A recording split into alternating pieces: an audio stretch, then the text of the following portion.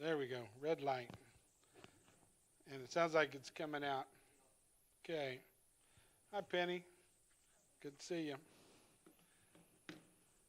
So tonight we're hanging out in Amos.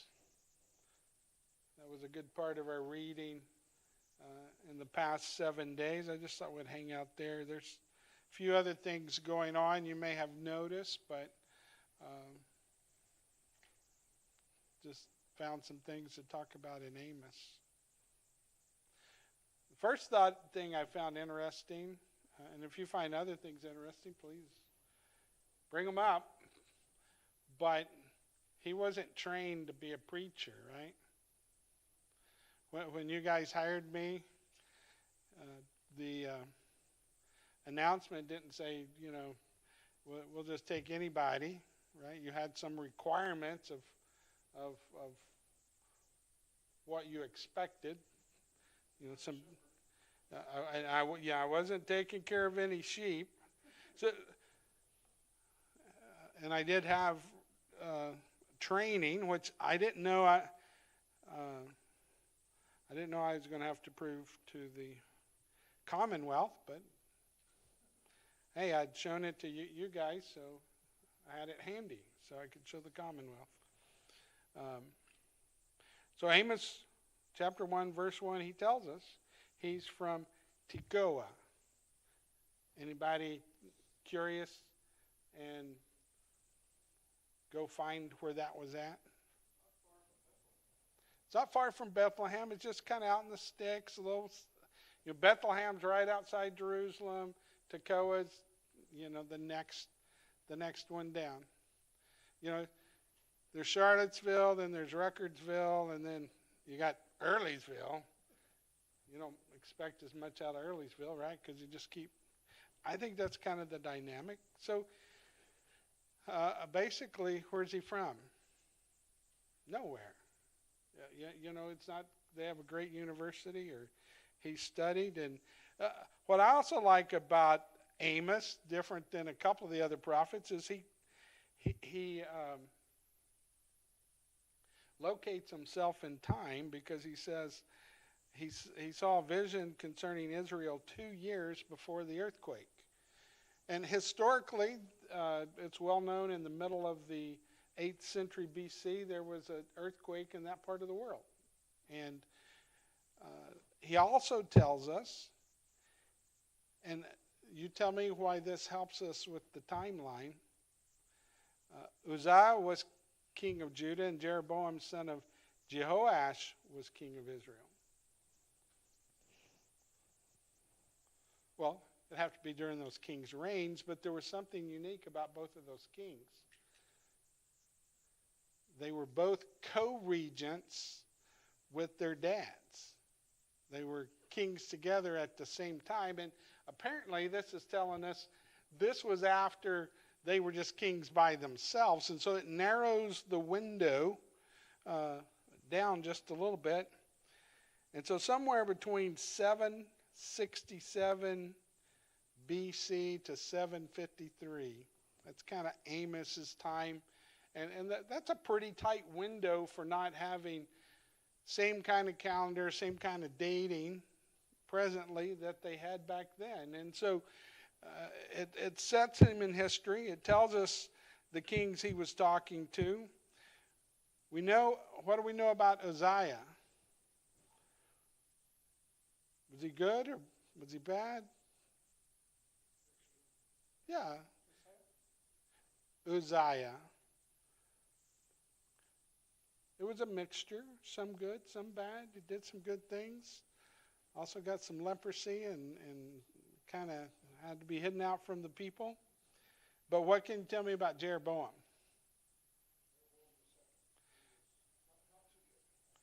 Because he's in the north and every one of them are not too good.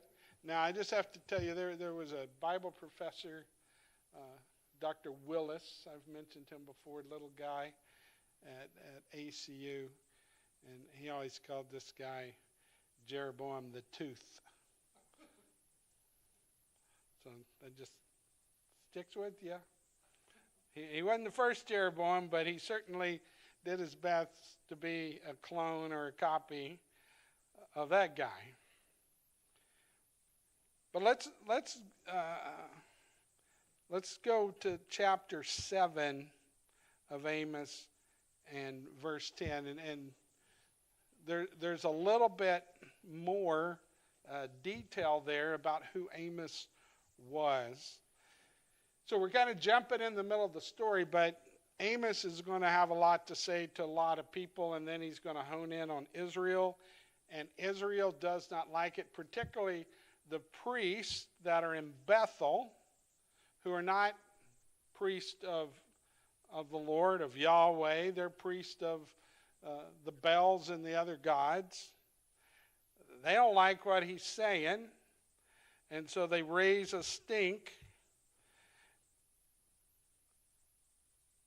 And he's from Judah, not Israel. And so what's this priest's first line of defense going to be? Go home and leave us alone, right? You're not from around here. You're not one of us.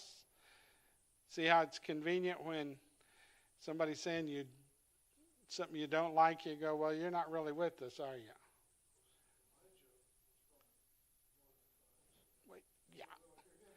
Well, it's just an excuse, right? You're not from around here. What could you know? Look at 7:12. Get out, you seer. And to us, if I called you a seer, would you be offended? Probably not. To us, that's kind of a neutral word. But most of the times, when it's used in this context, it's not meant to be a compliment. It's like calling somebody a name that sounds okay, but it's really meant to kind of put them down. And so that's what Amaziah is doing. Get out, you seer. Like, yeah, you say you see all this stuff, but you don't. It's a mocking thing. Go back to the land of Judah, earn your bread there, and do your prophesying there. So a lot of times when somebody's making a complaint about somebody else, particularly when it's not that accurate, who are they usually talking about or revealing something about? Well, it's usually the speaker, right? So what does this tell us about Amaziah when he says, earn your bread there?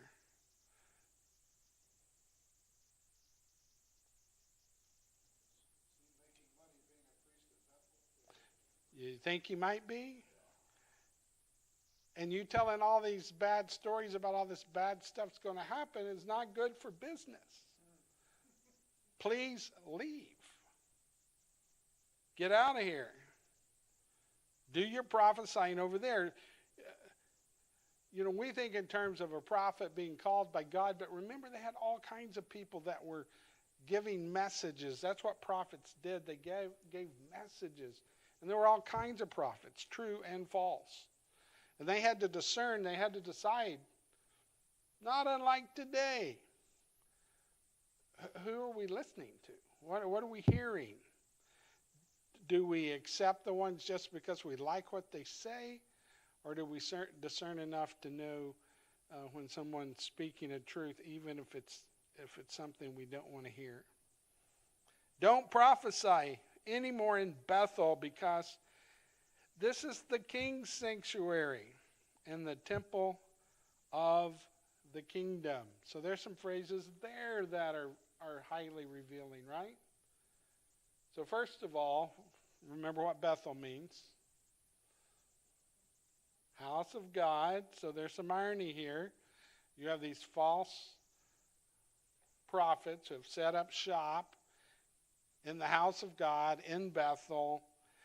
But he doesn't say the Lord's temple, does he? He knew who paid him. He knew who wrote the check. He says, in the king's sanctuary. and the temple of the kingdom. Yeah, not God's temple. So Amaziah saw clearly, right? He knew who he was working for. He knew what he needed to be saying. He knew that Amos was trouble. Prophet for prophet. I like that.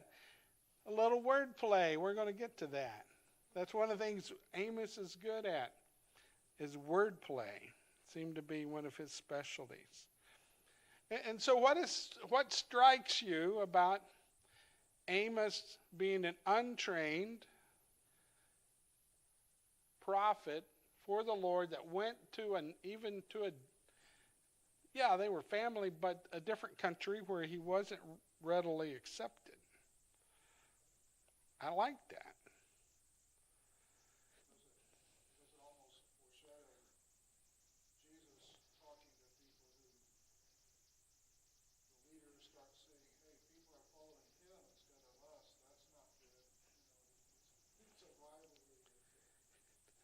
When that happened to Jesus, it wasn't the first time it had happened, right? I also think about Peter. They realized that Peter was an unschooled, ordinary man, so he wasn't educated.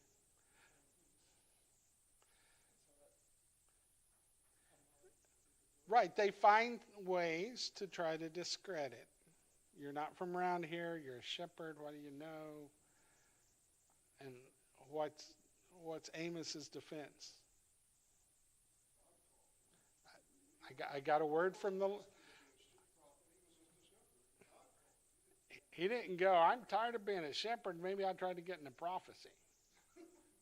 That wasn't his plan. He wasn't like, oh, that's more lucrative and it's easier.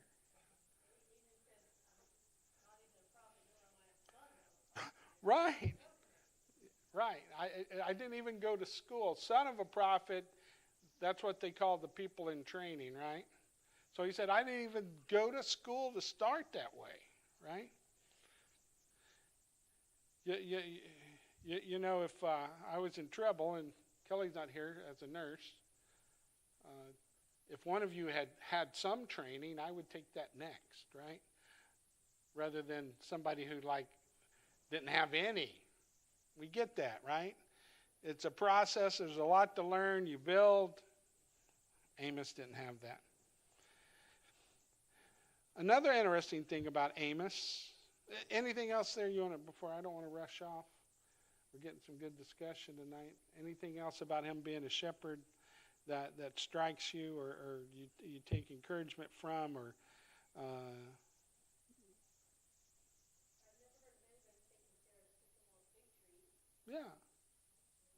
Yeah.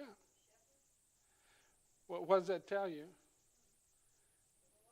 He did a lot, which apparently is what farmers have to do, right? They find a lot of different ways to, sometimes one thing's busier and another time, and most wild plants do better when they're cared for, when they're tended, when they're pruned, and so he's a man of the land. But the Lord took me from tending the flock and said to me, and off he went. And he jumps right in, doesn't he? Now then, hear the word of the Lord.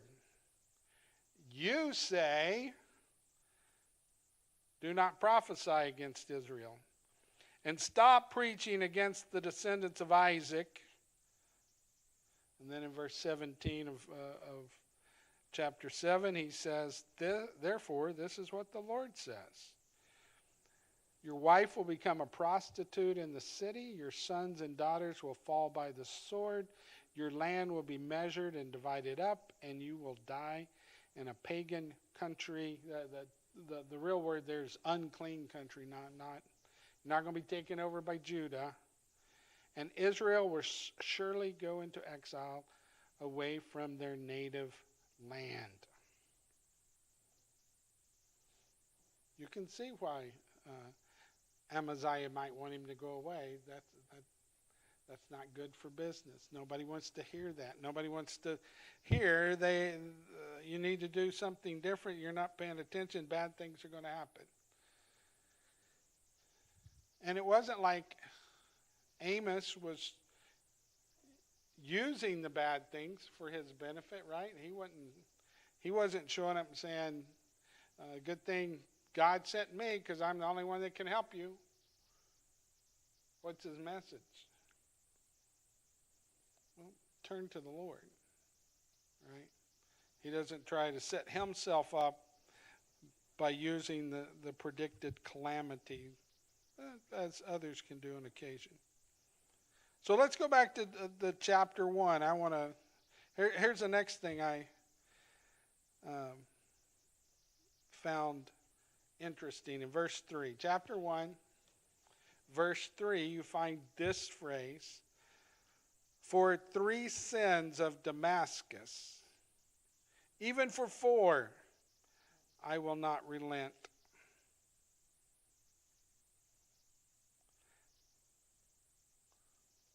What do you hear in that phrase? Is this an exact accounting?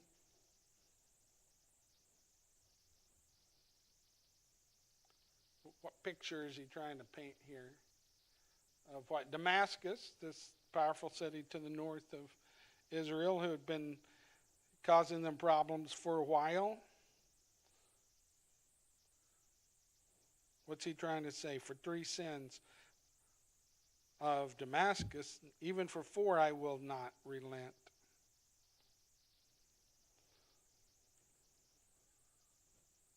I think it's a picture that says this is not like they just stumbled one time. They made a mistake. They did something, yeah, it was bad, but this is out of character. What's he making a picture of? Habitual, ongoing, without any regard. Because look at what he says about Damascus. They sell the innocent for silver and the needy for a pair of sandals.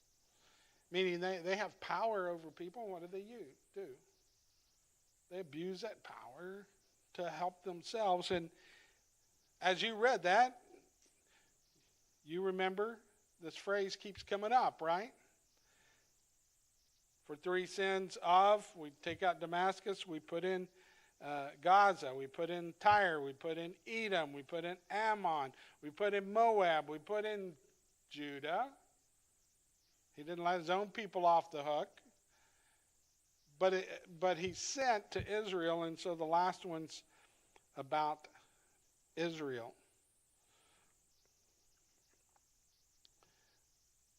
So it's not good times. There's a lot of stuff going on, and a lot of people, as they get power, are abusing and taking advantage. Let's go to chapter 2, verse 7. Look at a little bit more of this. They trample on the heads of the poor as on the dust of the ground and deny justice to the oppressed. Father and son use the same girl, so profane my holy name.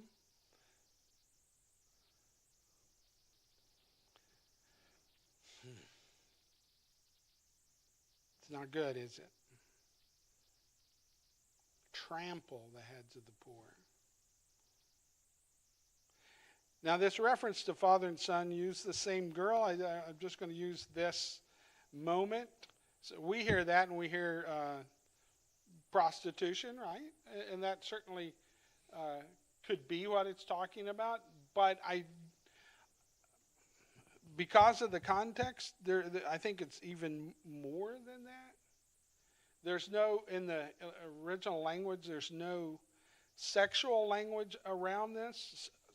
One guy I read said a better translation could be, father and son go together to a pagan banquet. So the idea here is they're all caught up in the festivities and festivals of the other religions, right? And oftentimes at those places there was a lot of sexualization, cult prostitutes. So it's not totally devoid of that, But this is kind of in contrast, I think, to what they're doing to the poor, right? Is it any surprise that you're not caring for others when what do you have on your mind? Living it up and having a great time doing whatever it is that you might want to do and worshiping. Whoever happens to be telling you, this is a really great idea. Because look at verse 8, because it continues, I think, in this vein. They lie down beside every altar on garments taken in pledge. Now, where have we heard this garments taken in pledge before? In the Levitical law, if somebody needed to borrow and he gave you his garment, as a collateral or whatever, it was only supposed to be until sundown. And you're not supposed to send him home cold with no cloak at the end of the day. It's supposed to be extremely temporary, short term, and not something that you keep. Yep. Keep it out of hands. The poor man's only way of keeping warm, Exodus 22:26. If you take your neighbor's cloak as pledge, return it to him by sunset, because that cloak is the only covering your neighbor has. What else can he sleep in? When they cry out to me, I will hear, for I am compassionate.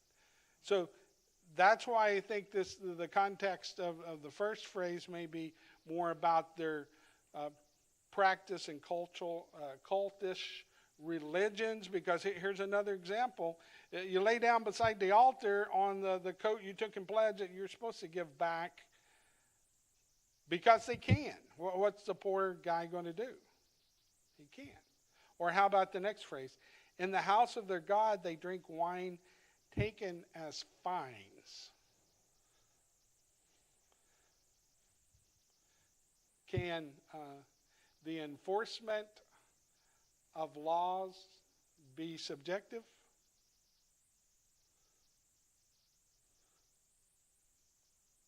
We hope so, right?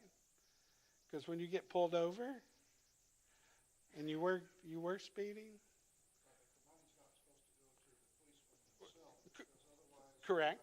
you've got the injustice of corruption. Yeah, One who takes the wine as a fine is supposed to be taken so you can go drink it. exactly. So you see what's rampant here is this idea that everybody's just kind of looking out for themselves, and hey, that's just kind of the way it is.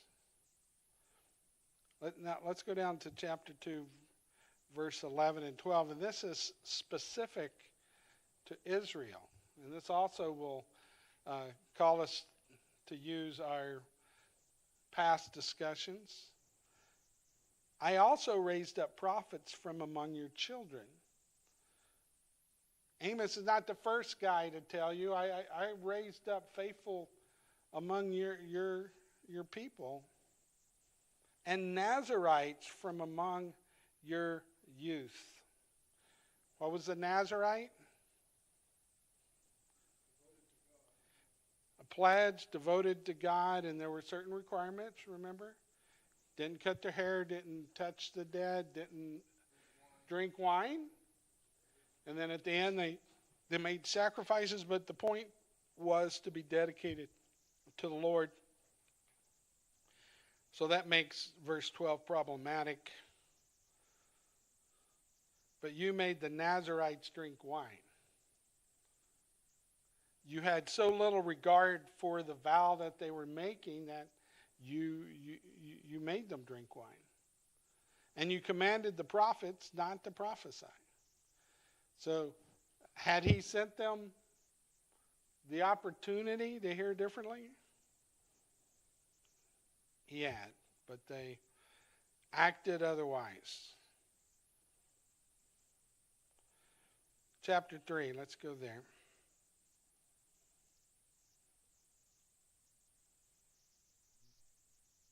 Hear this word, people of Israel, the word the Lord has spoken against you, against the whole family I brought up out of Egypt.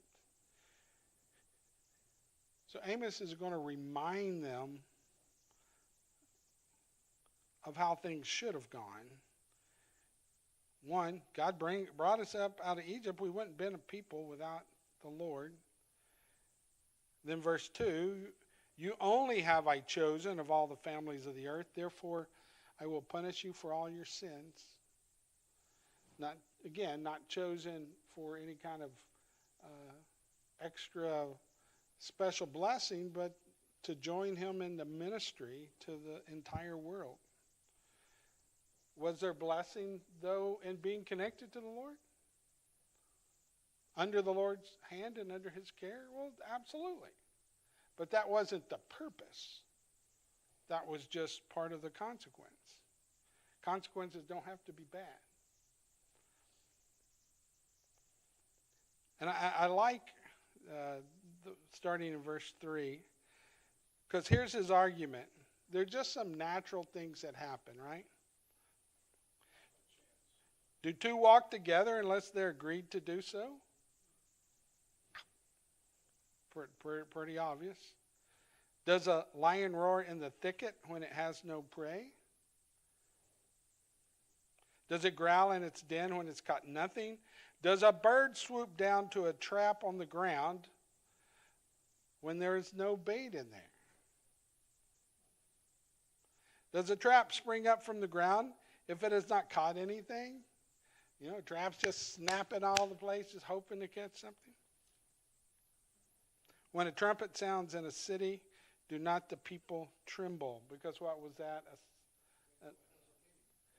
Right. All of these things are, none of this happens by chance, leading up to what the Lord does. Somebody just not standing on the wall blowing the trumpet. It's a signal. Bad guys are coming. So they spring into action. When disaster comes to a city, has not the Lord caused it? Surely the sovereign Lord does nothing without revealing his plan to his servants, the prophets. The lion has roared. That's his point. I'm sending my prophets. What should you do? You should wake up. You should fear. The sovereign Lord has spoken. Who can but prophesy? So Amos is trying to say God is expecting a normal and natural response here. He sent his prophets, but you're not listening. Look at verse 10. Instead of being called back to the Lord, what's the result? They do not know how to do right. Who store up in their fortresses what they have plundered and looted. They're like, we're powerful enough. We're rich enough. We got a lot of stuff. We're okay. Go to verse 12. He tells them they're going to be overrun, but I like these images particularly. As a shepherd rescues from the lion's mouth only 2 leg bones or a piece of an ear, right? So will the Israelites living in Samaria be rescued with only the head of a bed and a piece of fabric from a couch? All that you have, it's going to be snatched away. It's going to be gone. Verse 14, on that day I will punish Israel for her sins. I will destroy the altars of Bethel. The horns of the altar will be cut off and fall to the ground. I will tear down the winter house along with the summer house. The houses adorned with ivory will be destroyed, and the mansions will be demolished, declares the Lord. So what's causing their inability to want to listen to Amos? They're affluent, they've extracted money unjustly from others, and they're enjoying it. Yeah, they're reaping the benefits of what they have. We're doing okay. There's nothing wrong here. Just quit making trouble. This is new in their history that the punishment is going to be so severe that for the northern tribes, the rescue is like when the shepherd tries to rescue the lamb from the lion's mouth, and by the time he gets there, there's just a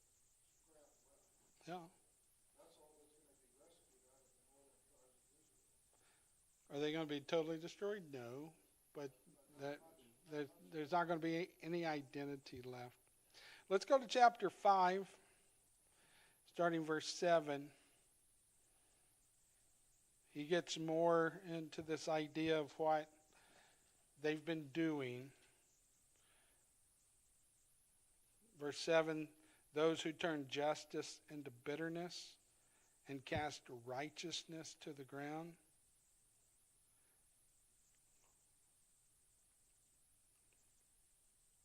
Verse 10, there are those who hate the one who upholds justice in court and detest the one who tells the truth. You levy a straw tax on the poor and impose a tax on their grain. Therefore, though you have built stone mansions, you will not live in them. Though you have planted lush vineyards, you will not drink their wine. So, again, they think they're safe because they have means and power.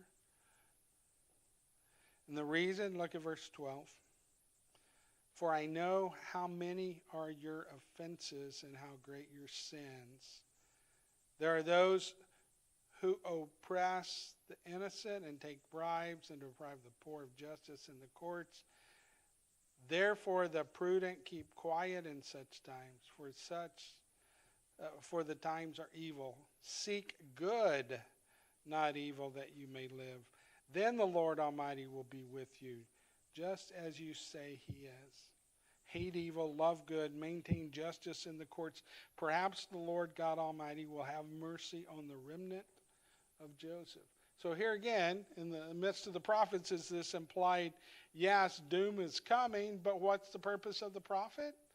To give them an opportunity of repentance, and there it is.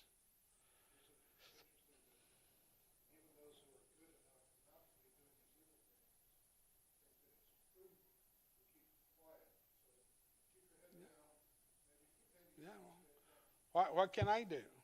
Right? I can't change this, so I'm just going to do the best I can. Yeah. Yeah. And go down to verse 21.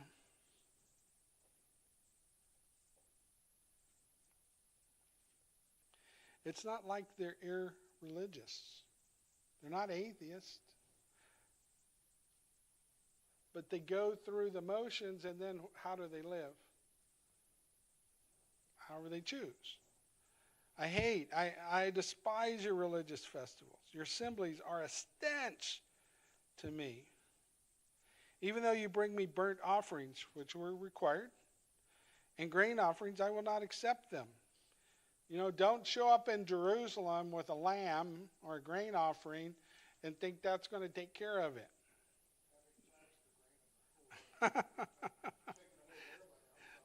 Right. What sacrifice are you really making? Though you bring choice fellowship offerings, I have no regard for them. Away with the noise of your songs. I will not listen to the music of your harps. But let justice roll like a river, righteousness like a never-failing stream. Say that again? Famous quote. Yeah. Yeah.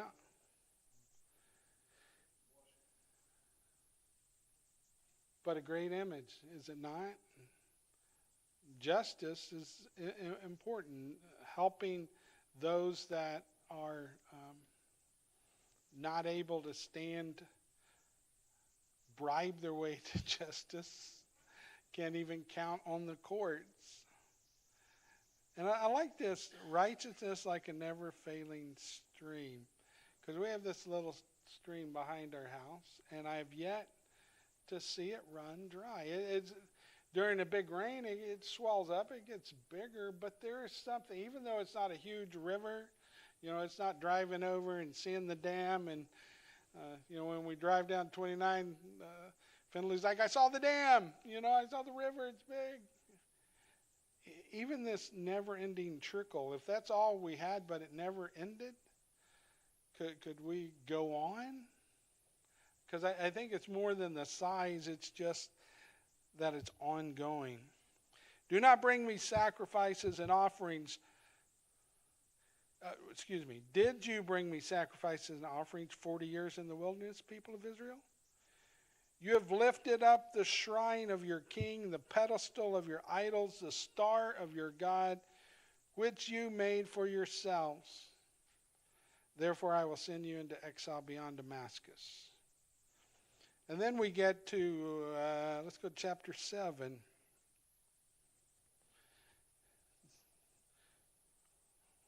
You remember about Amos that he uses vivid language, and I promised we'd get back to the wordplay, right? And traditionally, locust, fire, and what's the third vision? Plumb line. But, you know, when you start reading and getting in behind, you find out, and you're reminded that we don't always know what the Hebrew meant. And it doesn't say plumb line in the Bible, so why did they use plumb line? Well, they knew he was talking about a metal, and they thought the word meant lead. And what would you do with lead? You would put it on the end of a string and use it as a plumb line, a way of measuring. And they thought the picture here was, you know, Israel, you're not measuring up, because what's happening? The first one was locusts, but does it happen? No, but why would that have been a vivid image to them? Because locusts had come. Locusts had destroyed the crops. But the Lord had relented. This is a reminder. And then the second one is fire. Would they have been familiar with that? Yeah, particularly after the locusts had been there, everything's dry, stubble. Or perhaps it was even referring to these armies that had come. They would have burned crops. They would have taken everything. They would have destroyed. Had they lived through that? Yeah. But what's happening now? Under Jeroboam the Tooth? Seems like things are going pretty good. So what do you start doing? You start thinking, oh, that locust is behind us. Oh, that fire is behind us. And what they think now, the word, instead of lead, is 10. And the idea here is, and it's not way off of, it's still about judgment is coming. But the image here is that Amos reaches over and pulls a piece of tin off the fortress. Is tin really what you want to build your fortress out of? I mean, it looks kind of strong, doesn't it? But is it really that strong? It is not. The tin here is suggestive of their true weakness. They're trusting in their fortresses and their ability and their wealth, but they're vulnerable to judgment. They were proud and confident, but what he's really saying, it's no more than a tin fortress. It's going to be smashed, and we get it, right? Now, this generation, it would be even worse. If Amos was here today, he probably wouldn't say, you live in a tin fortress. What would he say? Well, glass house is pretty traditional. I'm thinking, keeping the metal theme, aluminium, or as we Americans call it, aluminum, right? That even crushes easier than tin. It's even a better image. So let's go back and tell Amos, use aluminum, which they wouldn't have known. And here's the thing. It's a word play. Because this word for 10 is a homophone, right? You know homophones, right? Two words that sound alike, but they are very different. If I said, there's a bear at the door, B-E-A-R, and you thought I said the door is bare, B-A-R-E, you would think, oh, it's safe. I can go out. It's that kind of wordplay he's using because the word, and particularly they think in the north, these two words may have sounded even more similar. The word was grief. So what's he saying when he says you're in your tin house, your tin fortress? So again, it's not that far off of saying plumb line, you don't measure up, judgment is coming. But I like the idea of the wordplay. And so real quick, one more. When we get into chapter 8, what's it a picture of? He said, you're a basket of ripe fruit. Okay, that's pretty intense, right? That's what we think. How scary is a bowl of ripe fruit? But this word, ripe fruit, is just an opportunity for Amos to announce the judgment. Because ripe fruit sounds like the word end. Again, they're very similar, almost homophones. And so what's the message for the people of Israel? It's coming to an end. All of these things you've been doing over and over and over and over again. Last mention, chapter 9, though. How does Amos end?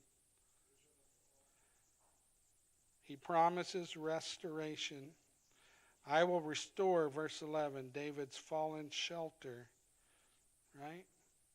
So even if this happens, is it the end of everything? No, just the end of the nation as they knew it. Glad you're here tonight. See you in July. Well, no, I'll see you Sunday. It'll still be June. Next Wednesday will be July.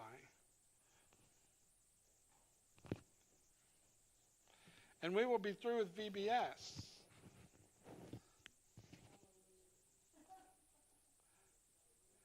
VBS is kind of like buying a boat, isn't it?